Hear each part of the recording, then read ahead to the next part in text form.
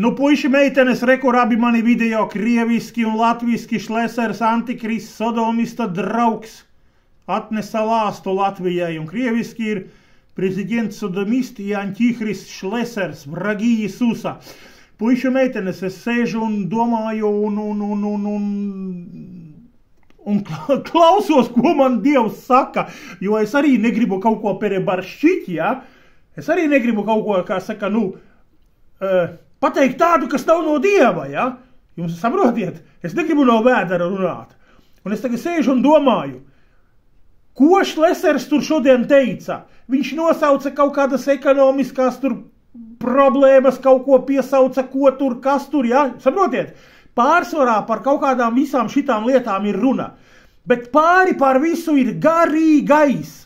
Ja Dievs saka Sodomas grēka dēļ, es jums vēlreiz atkārtoju, ja Ludzā sētnieks, ja, tur pasūkā citam sētniekam, un pēc tam bikli un kaunīgi tur sagrāb savas lapas un ieiet šķūnītī un nerādās, tas ir viens.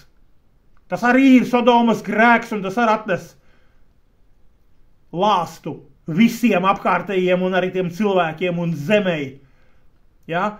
Bet šeit ir augstākajā valdības līmenī, un cilvēkiem šeit kristīgajam radio vajadzēja būt ar plakātiem, ar transparentiem, ja?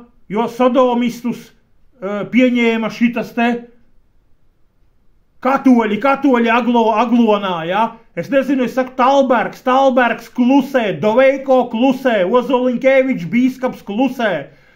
Šlesers aiziet paspiež roku un saka apmēram, ja mēs kādreiz dziedam, nāc, Jēzu, nāc, dziesma, ja? Šlesers saka, Dievs dusmas nāc, Dieva dusmas lai nāk, lai uguns aprīšo zemi, un lai Dieva dusmas iznīcinā šo valstī. Dievs spēr uguns, lai deg, lai izdeg šī zemē, lai grēcinieki sadeg, lai grēcinieki saņem to, ko viņi sēj, jo Dieva vārds mums saka, ko sēsi, to tu pļausi.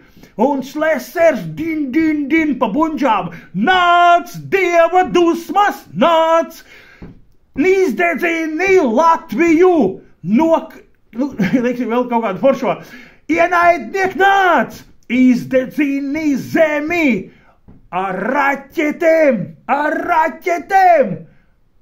Nezinu, ko vēl varētu uzdziedāt, tātad atkal, un Dieva dusmas nāc! Un Šlesers tik atkal uzsīt uz buņģām, abi Riņkeviči, din.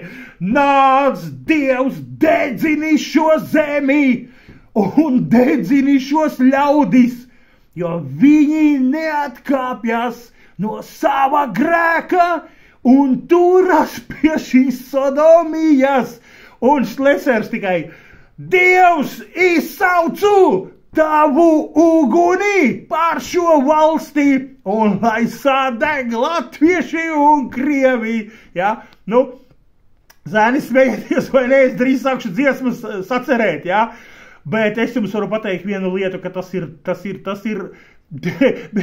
jūs varat tik daudz rakstītas Bībelē, ja, kad ja ar Dievu nesakrāji, tad, kā tur bija tas teikts, ja ar Dievu nesakrāji, tad tu visu pazaudēji, es varu saukt tur 10, 100 tūkstošiem, ja, bet šobrīd, zēni, dēļ tā, ko ir izdarījis Šlesers un pārējie visi tautieši, kurus tikko pieminēju, klusējot, neko nesakot, nobaidījušies, nomīzušies, atvainojos, kā es visos video saku, vienīgais, kas pār Latviju tagad ir gaidāms, badu, Dievs, badu dod. Es nezinu, sauciet mani par traku prātā sajukušu, bet pēc rakstiem badam vajadzētu būt šai zemei.